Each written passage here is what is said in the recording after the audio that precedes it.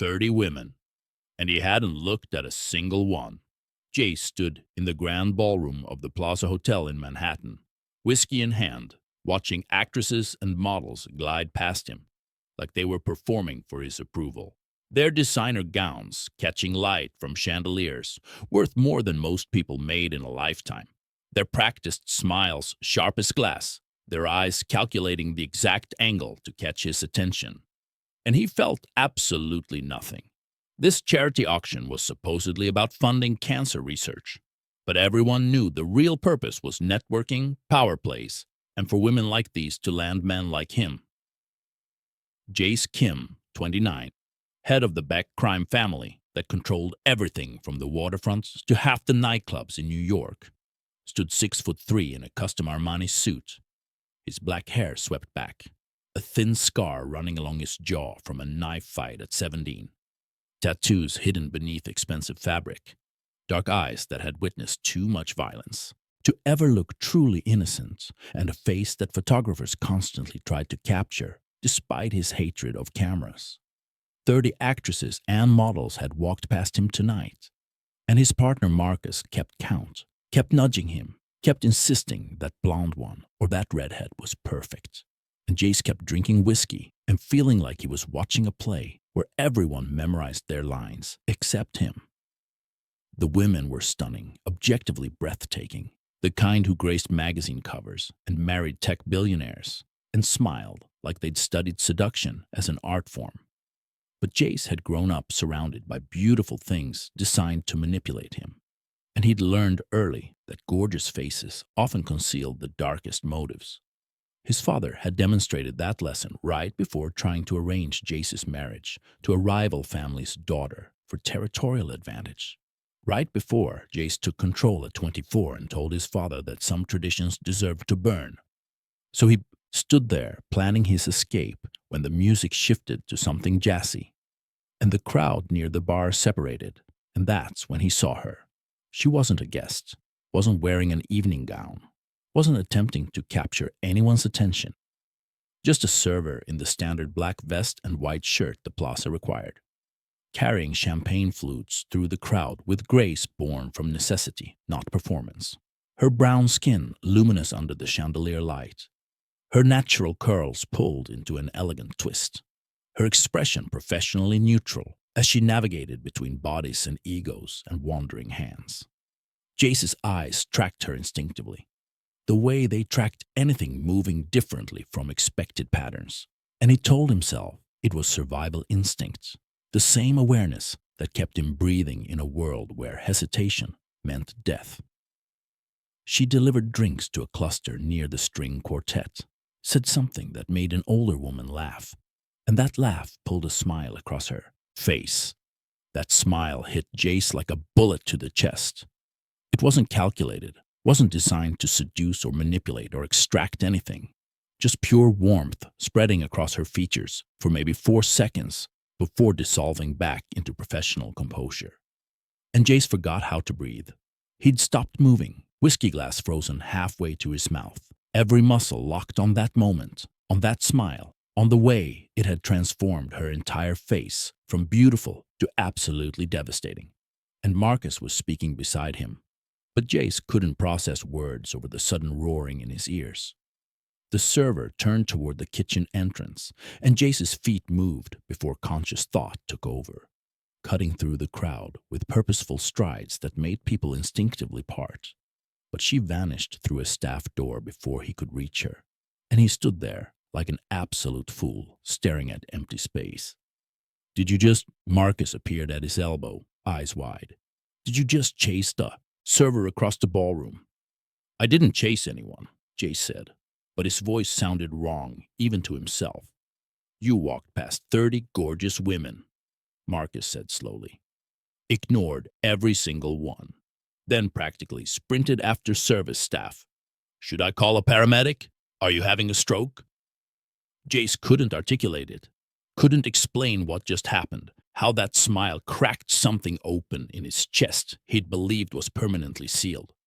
How for 4 seconds he'd witnessed something genuine in a room saturated with beautiful lies.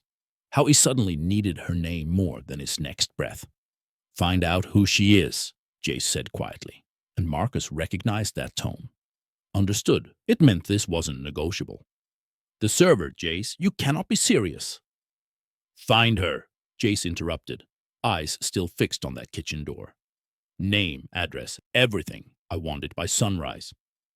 Marcus stared at him like he'd sprouted wings, but nodded and pulled out his phone, already texting contacts, already making it happen. Because when Jace Kim wanted something, reality rearranged itself to comply.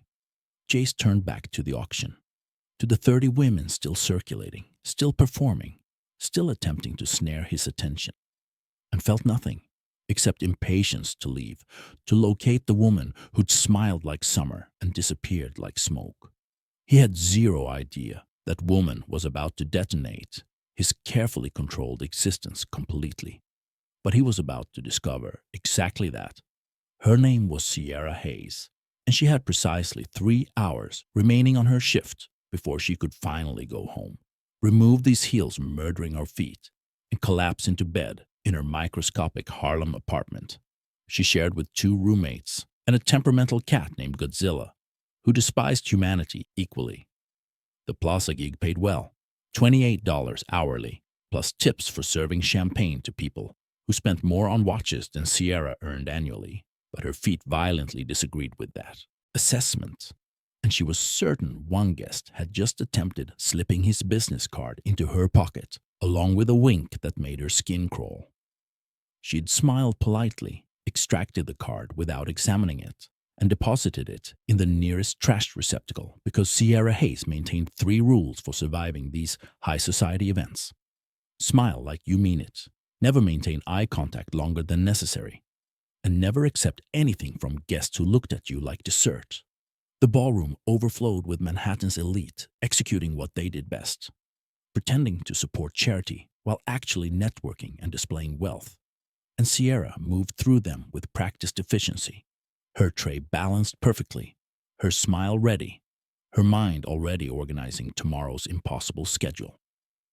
She had an early shift at the Harlem Bookstore Cafe, an afternoon callback audition for an indie film that probably wouldn't happen, and an evening marketing class for her business degree. She was completing 1 course at a time because that's all she could afford.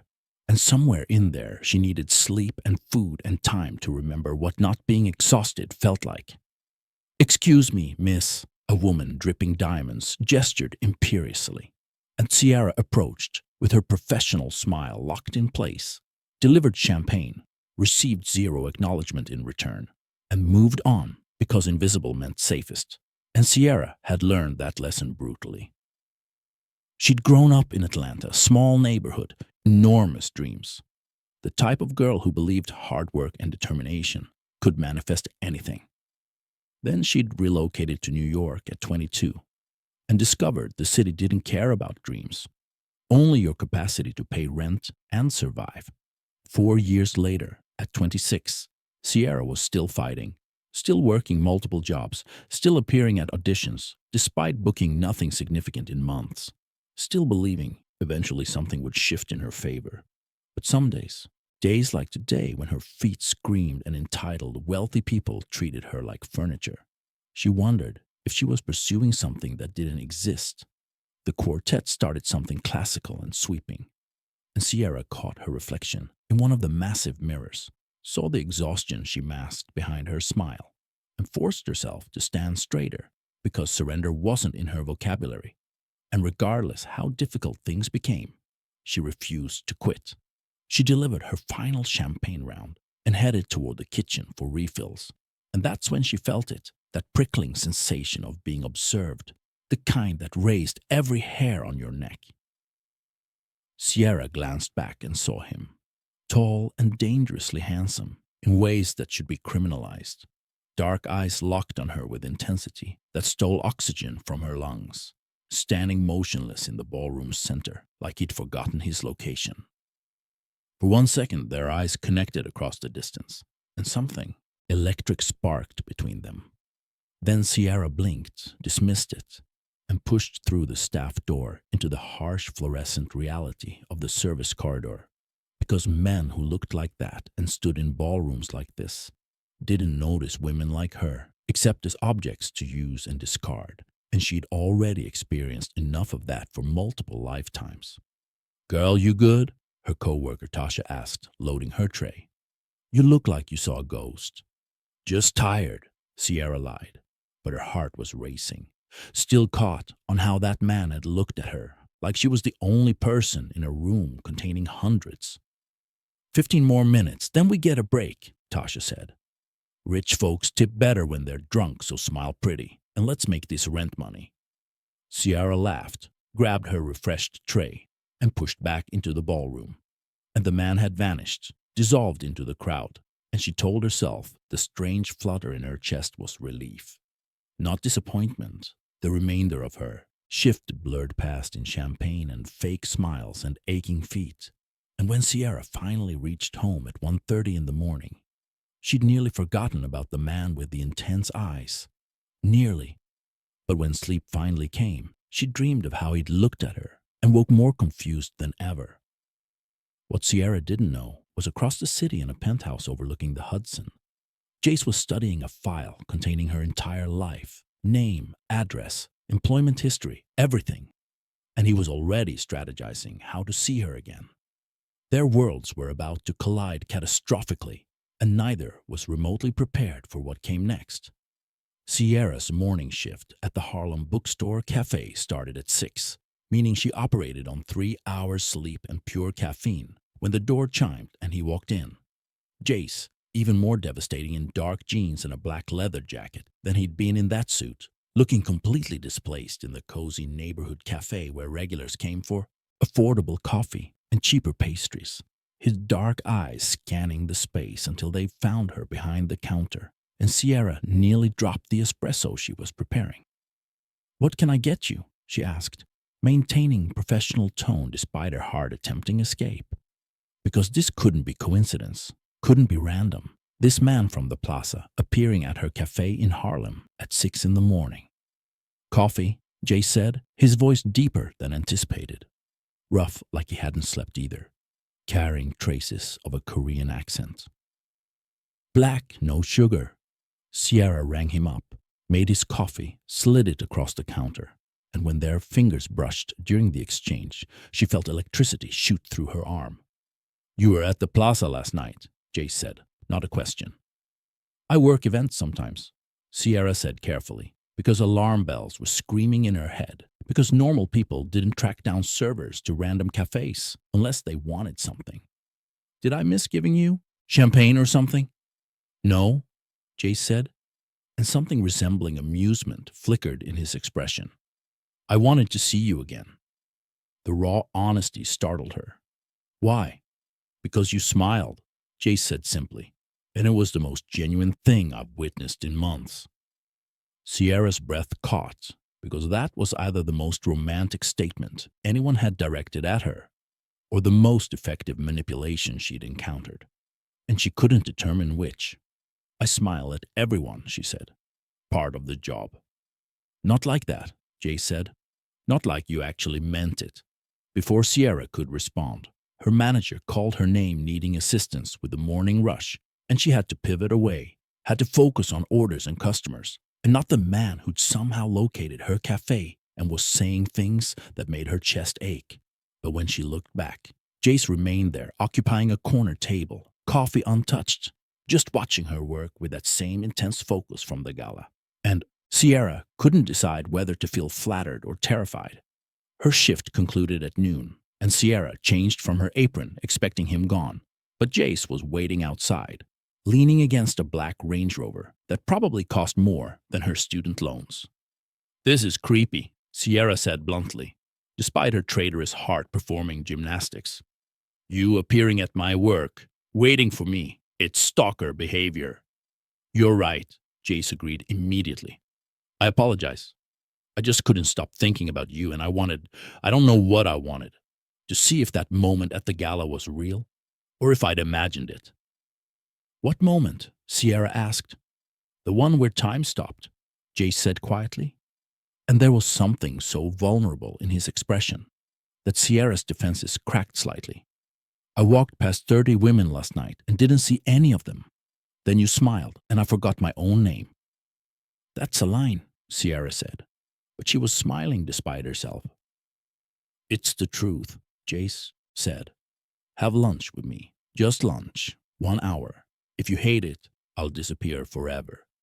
Sierra knew she should refuse, should walk away, should not involve herself with mysterious wealthy men who tracked her down.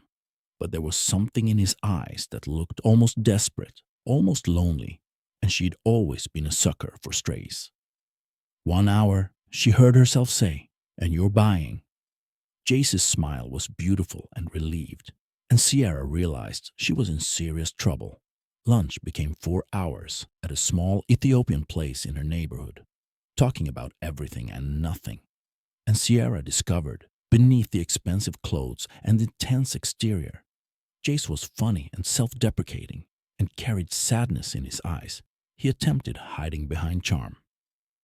He told her about growing up between two cultures, never quite belonging in either, about family pressure, about feeling like his life was predetermined before he was old enough to have opinions. Sierra told him about Atlanta, about acting dreams, slowly being ground down by reality, about working multiple jobs and barely surviving, about refusing to surrender even when surrender would be simpler. You're extraordinary, Jace said when they finally left the restaurant. And he said it like he meant it, like he wasn't just attempting to extract something from her. I'm exhausted, Sierra corrected, but she was smiling. Can I see you again? Jace asked. Tomorrow? Tonight? Whenever you're available. I have a callback tomorrow, Sierra said, and class tomorrow night and another shift Wednesday morning. What about Wednesday afternoon? Jace asked immediately. Sierra laughed, started agreeing, then stopped because this was accelerating too rapidly, because she didn't actually know anything about him, because men like him didn't pursue women like her without angles. What do you do? She asked suddenly. For work? You never said. Jace's expression shuddered. Business, import, export, family company. That's vague, Sierra observed. It's complicated, Jace said, and there was something in his voice that sounded like warning. Is it legal?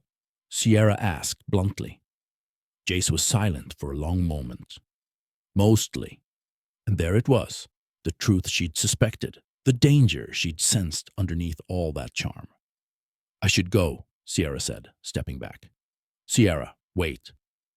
I don't date criminals, she said firmly, even though her heart was screaming at her to stay, to give him a chance, to see where this impossible thing could lead. It's not what you think, Jace started. Then what is it? Sierra challenged. Tell me the truth right now, or I walk away and you never contact me again. Jace looked at her, really looked at her, and she saw him making a choice, saw him decide to risk everything. My family runs one of the largest Korean crime organizations in New York, he said quietly. I inherited it when I was 24. I'm trying to make it legitimate, to transform what my father built, but that takes time. And meanwhile, yes, some of what we do operates in gray areas. I've done things I'm not proud of.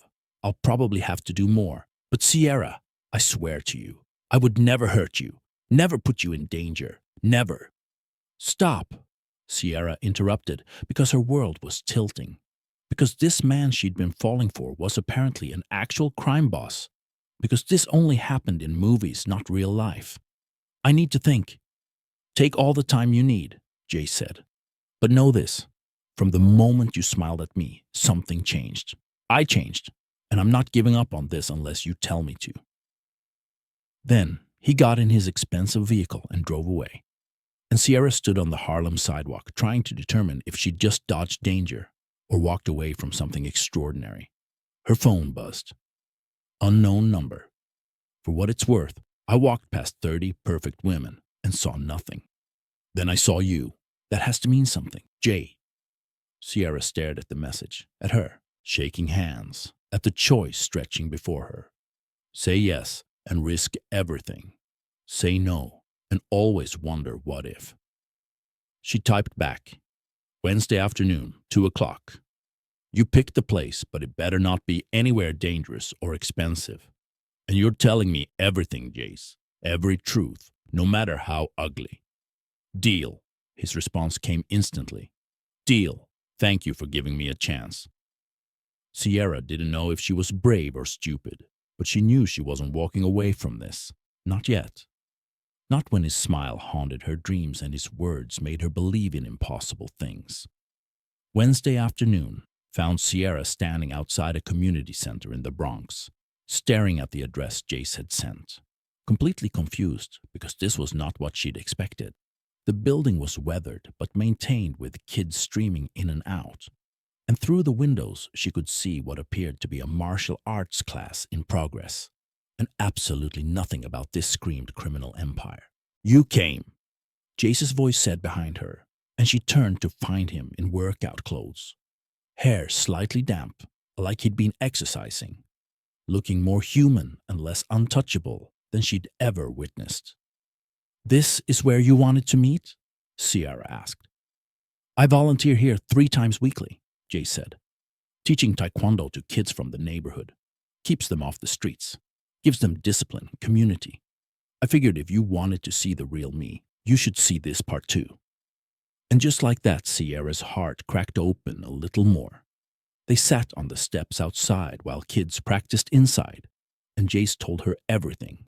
About his father building an empire on violence and fear. About his older brother dying in gang warfare when Jace was 21, leaving him to inherit a world he'd never wanted. About spending the last 5 years trying to transition the family business into legitimate operations, investing in real estate and technology startups and legal import companies, but still having to manage the old guard who wanted to keep profiting the bloody way. I've killed people, Jace said quietly, not looking at her. In self-defense, protecting my family, but still, I've done things that would make you run if you knew the details. I'm not a good man, Sierra. I'm trying to become better, but I'm not there yet. Why are you telling me this? Sierra asked, voice shaking. Because you deserve the truth, Jace said. And because I won't build something with you on lies. If you walk away, I'll understand. But I won't let you walk away without knowing exactly who I am. Sierra was quiet for a long time, watching kids laugh through the window, feeling the weight of Jace's confession settling over her. My brother was killed in a drive-by shooting, she said finally. 5 years ago in Atlanta. Wrong place, wrong time. He was walking home from work and got caught in crossfire between 2 groups fighting over territory. He was 23. I was 21. It destroyed our family. Jace's hand found hers, squeezed gently. I'm sorry. I swore I'd never have anything to do with that world, Sierra continued. Never date anyone involved in violence. Never put myself in that position. Never risk loving someone who might not come home. So this, it's everything I promised myself I'd avoid. I understand, Jace said, and she could hear him preparing to let her go, to accept her rejection with grace. But, Sierra said, and watched hope flicker in his eyes, you're not your father. You're trying to change things. You're teaching kids taekwondo and transitioning to legitimate business, and telling me the truth, even though it might make me leave. That's not nothing, Jace. It's not enough, Jace said, not to compensate for what I've done. Maybe not, Sierra agreed. But it's a beginning, and maybe, I don't know, maybe we could start there, see where it goes. No promises, no expectations, just honest. Honest, Jace repeated, and his smile was so full of relief it made her chest ache. They spent the afternoon together, Sierra watching Jace teach, seeing how the kids responded to him with respect and affection, how he was firm but kind, how he made them feel capable and strong. And she saw a version of him that had nothing to do with crime families and everything to do with who he wanted to become. You're good at this, Sierra said as they walked to the subway later. You should do more of it. I want to, Jace admitted. I want to open centers across the city, give kids alternatives, create programs. But my father thinks it's wasted resources. Says I should focus on the family business, on maintaining power. What do you think? Sierra asked. I think power is worthless if you're not using it to make things better, Jay said. I think my father built an empire but lost his soul doing it, and I don't want to make the same mistake. They reached the subway entrance, and Jace caught her hand. Can I take you to dinner? Somewhere nice. Let me show you I can do normal dates, not just confessing my crimes on community center steps. Sierra laughed. Okay, but nowhere too fancy. I don't own ball gowns. You're perfect exactly as you are, Jay said, and kissed her hand like she was something precious. That night, at a rooftop restaurant overlooking Manhattan, Sierra felt like she was living someone else's life, the city sparkling below them. Jace looking at her like she hung the stars, and for the first time in 5 years, she let herself believe that maybe, just maybe, something good could happen. I'm scared, she admitted over dessert. Of this, of you, of how fast I'm falling. I'm terrified, Jace said honestly, because I've never felt like this before. Because you make me want to be better than I am. Because I'm pretty sure I was walking through my life half dead until you smiled at me. That's a lot of pressure for one smile, Sierra said. But she was smiling now. That real genuine smile that had started all of this. Then keep smiling, Jace said, and I'll keep trying to deserve it. But across the city, in a smoke-filled office, Jace's father was examining surveillance photos of his son with a server, and his expression was cold enough to freeze blood. End it, he told his second in command. I don't care how. Make the girl disappear. My son has responsibilities that matter more than his feelings. The order was given, the trap was set, and neither Jace nor Sierra had any idea their happiness had an expiration date. Sierra knew something was catastrophically wrong when her roommate Keisha opened the apartment door with tears streaming down her face. They came looking for you, Keisha whispered. 2 hours ago, big guys, expensive suits, said they had a message from Jace's father. Sierra's blood turned to ice. What message? That you need to stop seeing Jace or there will be consequences, Keisha said. Sierra, they knew everything. Where you work, where you go to school, your mom's address in Atlanta. They said, accidents happen to people who don't listen. Sierra sank onto the couch, hands shaking, because this was it. This was the reality she'd feared, the violence she'd sworn to avoid. I have to end it, she said. I have to tell Jace. They said, if you tell Jace, it'll be worse, Keisha interrupted.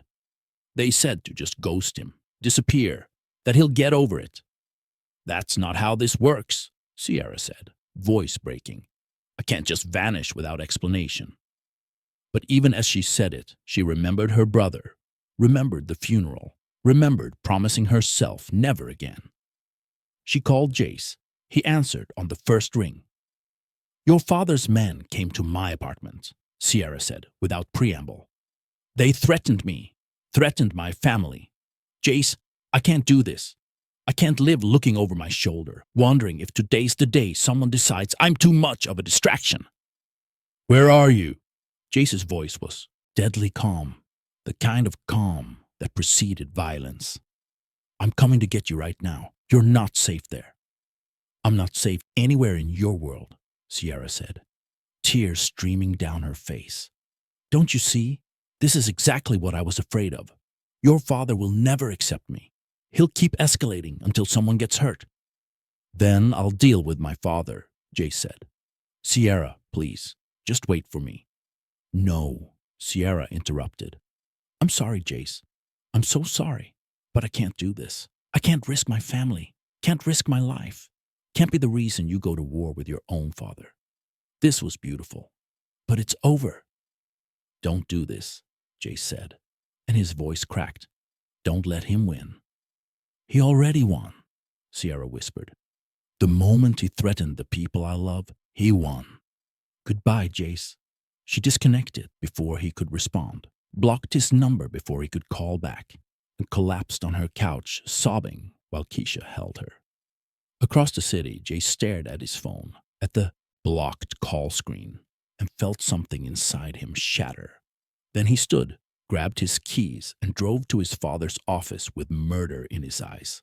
"You threatened her," Jay said, slamming through his father's door without knocking, not caring that a meeting was in session, not caring about anything except the woman who'd just broken his heart to save her own life. "You sent men to her apartment." His father dismissed the room with a wave, waited until they were alone, then looked at his son with cold eyes. "I protected you from a distraction." "She wasn't a distraction," Jay said, voice shaking with rage. "She was everything." "She was a server," his father said dismissively. "A nobody who would have dragged you down, made you weak, compromised everything we've built." "I don't care about what we've built," Jay shouted. "I never wanted this empire, never asked to be your heir, never agreed to sacrifice my entire life for your legacy."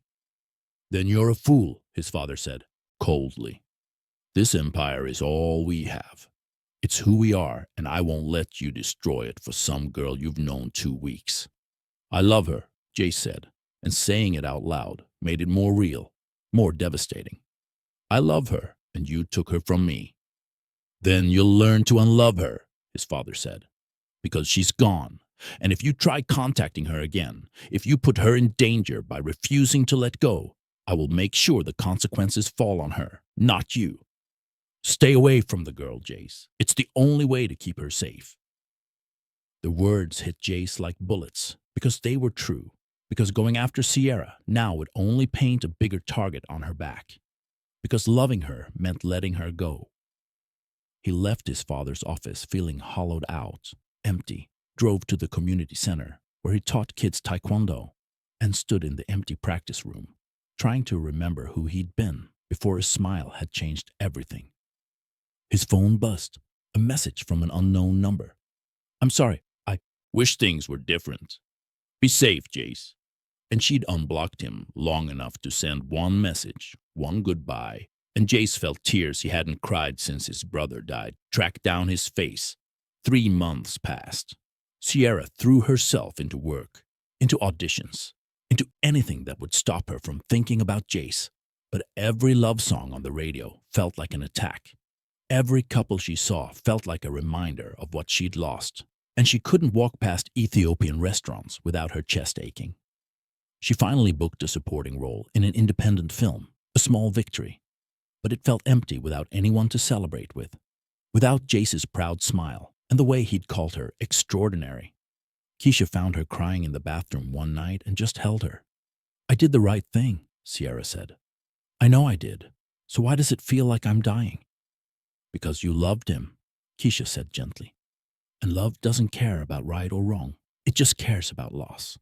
Across the city, Jace was a ghost going through the motions of running the empire but feeling nothing, teaching classes at the center, but his smile never reaching his eyes, existing but not living. Marcos tried setting him up with other women, and Jace couldn't even look at them, couldn't see anyone except the server who'd smiled and changed his entire world. "You have to move on," Marcus said carefully. "She's not coming back." "I know," Jace said, but he didn't know how to move on when part of his soul had walked away with her. Then Jace's father had a massive stroke, unexpected, catastrophic, and when Jace sat in the hospital waiting room at 3 in the morning, the only thing he could think was that life was too short, too fragile, too precious to waste on fear. His father survived, but the neurologist was clear: retire completely, or the next one would kill him. And just like that, the empire was fully Jace's. No more old guard to answer to. No more threats hanging over his head. No more father controlling every move. The first thing Jace did was terminate every operation that wasn't completely legitimate. The second thing was establishing a foundation for at-risk youth, funding community centers across the city. The third thing was trying to find Sierra, but she'd moved, changed jobs, disappeared so completely it was like she never existed, and Jace spent 3 more months searching before accepting that maybe she didn't want to be found. He was teaching a class at the center 6 months after she'd walked away, when he looked up and saw her standing in the doorway. Sierra, thinner than before, exhaustion in her eyes but that same strength in her spine, watching him with an expression he couldn't read. The world stopped spinning. Everything disappeared except her. And Jace knew that some things were worth fighting for, no matter how long it took. "Hi," Sierra said, voice barely above a whisper. And Jace dismissed the class early, didn't care about protocol or schedules, just needed to talk to her, needed to understand why she was here after 6 months of silence. They sat on the steps outside, the same place they'd sat when he'd told her the truth about his life, and the afternoon sun was gentle on their faces. "Your father had a stroke," Sierra said. "I saw it in the news. Is he okay?" "He's alive," Jace said. "Retired. Moved to New Jersey to live with my aunt. Doctor's orders." "So you're in charge now," Sierra said. "Completely." "And the business?" she asked. "Legitimate," Jace said. "All of it. I spent the last 6 months cleaning house, ending contracts, transitioning everything. We're just a real estate and investment company now. No more gray areas." "That must have been hard," Sierra said softly. "It was necessary," Jace said. "I couldn't. After losing you, I realized that building something on fear and violence wasn't worth it. You showed me there was a better way." Silence fell between them, heavy with everything unsaid. "Why are you here?" Jace asked finally, because he couldn't take the not knowing, couldn't handle the hope rising in his chest that might get crushed. "Because I couldn't stop thinking about you," Sierra admitted. "Because I booked a film role and the first person I wanted to call was you. Because I've been miserable for 6 months and I kept telling myself I did the right thing. But it feels like I did the most wrong thing possible." "You did do the right thing," Jace said gently. "My father would have hurt you. You had to protect yourself." "But he's gone now," Sierra said. "And you've changed everything. And I read about your foundation, about the centers you're opening, about the scholarships for underprivileged kids. You're doing exactly what you said you wanted to do." "Doesn't change the past," Jace said. "Doesn't change what I've done." "No," Sierra agreed. "But it shows who you're trying to be. And I think I want to be part of that. If you'll have me, if I haven't completely destroyed everything by running away." Jace looked at her, really looked at her, and saw his future in her eyes. "You called me extraordinary once," Sierra continued. "But Jace, you're the extraordinary one. You walked past 30 perfect women and saw me. You told me the truth, even when it could have cost you everything. You changed your entire life, cleaned up an empire, chose to be better. That's not nothing." "It's not enough," Jace said. "Not to deserve you." "How about we decide together what's enough?" Sierra suggested. "How about we try this again, for real this time, with no threats hanging over us, no secrets between us, just us?" "Are you sure?" Jace asked. "Because Sierra, if we do this again, I'm not letting you go. I'm all in, forever. No more walking away when things get hard." "I'm sure," Sierra said. "I've never been more sure of anything. I love you, Jace. I fought it, ran from it, tried to bury it. But I love you and I want to try." Jace pulled her into his arms and kissed her like he'd been dying without her, like she was oxygen and he'd been drowning for 6 months. And Sierra kissed him back just as desperately, pouring every lonely night and every missed moment into it. "I love you," Jace breathed against her lips. "I've loved you since the moment you smiled. I'll love you until the day I die." "That's very dramatic," Sierra said, laughing through tears. "I'm a dramatic person," Jace admitted. "Apparently walking past actresses and chasing servers is my thing." They sat on those steps until sunset talking about everything they'd missed, making plans for a future that finally felt possible. And when Jace finally drove Sierra home, he didn't want to let her go. "Tomorrow?" he asked. "Tomorrow," she agreed. "And the day after that. And the day after that." "Forever?" Jace asked. "Forever," Sierra promised. 1 year later, Sierra stood in front of a mirror in a simple white dress, Keisha adjusting her veil, and she thought about how strange life was, how one smile at a charity auction had led to this, to marrying a man who had walked past 30 women and frozen when he saw her. "You ready?" Keisha asked. "So ready," Sierra said. The ceremony was small, just close friends and family at the community center where they'd fallen in love. And when Sierra walked down the makeshift aisle, Jace was crying, not even trying to hide it, looking at her like she was a miracle. "You smiled at me," Jace said when she reached him, "and my entire world changed." "You froze," Sierra said, smiling that same smile.